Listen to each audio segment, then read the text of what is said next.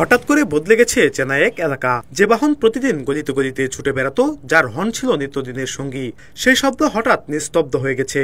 রাজধানীর নিকুঞ্জের রাস্তাগুলো যেন এখন অনেক শান্ত ও স্বস্তির। না, এটা কোনো সরকারি নির্দেশনা নয়, ট্রাফিক পুলিশের অভিযাতনা।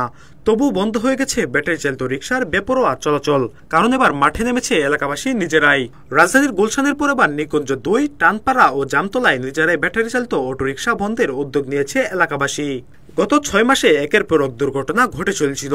অনেক চালক অপ্রাপ্তবয়স্ক, কারো নেই বৈধ লাইসেন্স বা প্রশিক্ষণ। কেউ কেউ আবার নেশাগ্রস্ত অবস্থায় অটোরিকশা চালানোর অভিযোগ ওঠে। ফলে রাস্তায় নেমে হেঁটে চলাও হয়ে উঠেছিল ঝুঁকিপূর্ণ। অতিরিক্ত সংখ্যায় চলাচল করা এই অটোরিকশাগুলোর কারণে প্রতিদিন তৈরি হচ্ছিল যানজট। হতাহত হচ্ছিল স্কুল কলেজের শিক্ষার্থী সহ সাধারণ পথচারীরা। সর্বশেষ গত 30 এপ্রিল বুধবার নিকুঞ্জ এলাকায় এক স্কুল শিক্ষার্থী মারাত্মক আহত হওয়ার পর ক্ষুব্ধ হয়ে ওঠে এলাকাবাসী। তৎক্ষণাৎ তারা স্থানীয়ভাবে সিদ্ধান্ত নেয়, এই বাহন আর চলবে না। হাউজিং সোসাইটির সদস্যদের সমন্বয়ে চলাচল নিষিদ্ধ করে দেওয়া হয় ব্যাটারি চালিত রিকশার উপর। বান্ডেল থাকলে প্রতি সেনমানিতে টাকা বাঁচবে। বিকাশ সেনমানি বান্ডেল কিনে জিতুন প্রতি লেনদেনে। অব্যাহতভাবে একের পর এক দুর্ঘটনা ঘটছিল আর কি। এরপরে আমরা উদ্যোগ নিই যে এই অটোরিকশা আমরা বন্ধ করব। ছোট বাচ্চা থেকে শুরু করে একেবারে বয়োবৃদ্ধ যারা আছে, এমনকি দোকান, মানুষের বাড়ি ঘরের উপরেও তারা উঠাই দিচ্ছিল আর কি। আতঙ্কিত ছিলাম, উদ্বিগ্ন ছিলাম যে আমরা কিভাবে এই অটোটা আমরা বন্ধ করবো আর কি। জনগণকে সাথে নিয়ে ঐক্যবদ্ধভাবে আমরা বিভিন্ন প্রোগ্রাম করে আনুষ্ঠানিকভাবে আমরা নিকুঞ্জ এলাকা থেকে অটো বন্ধ করে দিয়েছি। অটো বন্ধ হওয়ার জন্য আমি মনে করি যে আমাদের এই টানপাড়া এবং নিকুঞ্জ একটা মডেল হতে পারে, যে আমরা যেভাবে ঐক্যবদ্ধ প্রচেষ্টার মাধ্যমে অটো বন্ধ করে দিয়েছি, সেটা আমি অবশ্যই বলবো শুধু ঢাকা না, সারা বাংলাদেশকেই বলবো যে আপনারা সবাই ঐক্যবদ্ধ হয়ে আমাদের নিকুঞ্জকে ফলো করেন, যে আমরা কিভাবে ঐক্যবদ্ধভাবে এই অটোটা আমরা বন্ধ করতে পেরেছি আর কি। ঐক্যবদ্ধতার কোনো বিকল্প নেই। ব্যাটারি চালিত রিকশা বন্ধ হওয়ায় কিছুটা স্বস্তি ফিরেছে পায়ে চালিত রিকশা চালকদের মুখে। তারা বলছেন, আগে অতিরিক্ত অটোরিকশার কারণে যাত্রী কমে গিয়েছিল, এখন আবার আগের মতো যাত্রী পাচ্ছেন তারা। আয়ও কিছুটা বেড়েছে। ওটা মেশিন দিয়ে চলে, জোরে চলে, ওটাতে প্যাসেঞ্জার ওঠে বেশি। আমার ঘরে এসকাত ওঠে না, অটো থাকলে এখন খুব শান্তিতে ভালো আছে, দুটো বসে কামাই করতে পারে।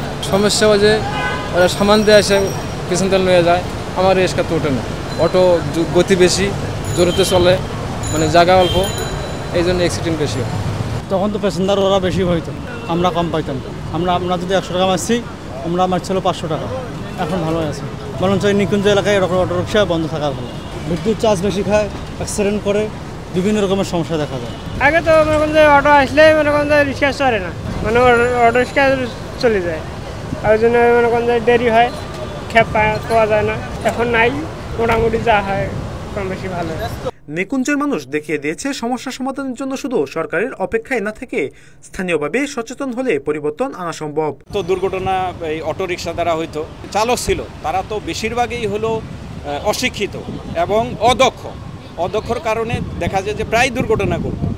তো সেদিক থেকে আমরা এলাকার যারা সাধারণ জনগণ আছি, অনেকটাই স্বতঃস্ফূর্তভাবে তারা এই মানে খুশি প্রকাশ করছে, এবং এই অটো যাতে ভবিষ্যতে আর না চলে আমরা এলাকার লোকজন ঐক্যবদ্ধভাবে তা প্রতিরোধ করার চেষ্টা করব। যারা অটো চালায় তারা সাধারণত অল্প বয়সের কিশোর গ্যাংয়ের ছেলেপেলেরা অটো চালাইতেছে, এমনভাবে গাড়ি চালায় তারা মানুষের গায়ে লাগাই দেয়। প্রশাসনের কাছে জানাইছি যে আপনারা এটা বন্ধ করেন।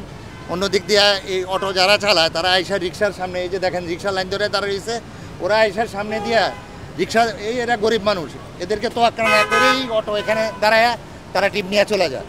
এমন যত্রতত্র যেভাবে সেভাবে তারা অটো চালাইতেছে, অটো চালায় মানুষকে অ্যাক্সিডেন্ট করতেছে। আমরা অটোর ব্যাপারে আমরা সর্বস্তরের জনগণ একত্র হয়ে আমরা এটা বন্ধ করছি। আমরা চাই না যে অটো চলুক। রিক্সা আছে, রিক্সা আমাদের এই দেশের মানুষ গরিব, রিক্সা চালায় তারা খাইতে চলুক, তারাও চলতেছে, আমাদেরও সমস্যার কিছু সমাধান হচ্ছে, কিন্তু অটোর মাধ্যমে আমাদের অনেক ক্ষতি হচ্ছে। এই কারণে আমরা চাই না যে অটো থাকুক। তবে এমন উদ্যোগ শুধু এই এলাকায় থেমে থাকলে চলবে না। রাজধানীর সব এলাকাতে এভাবে সচেতনতা বাড়াতে হবে, আর তা বাস্তবায়নে দরকার সরকারের সহযোগিতা, ট্রাফিক বিভাগ ও সিটি কর্পোরেশনের নিয়মিত তদারকি। আল সাদি, ইত্তেফাক, ঢাকা।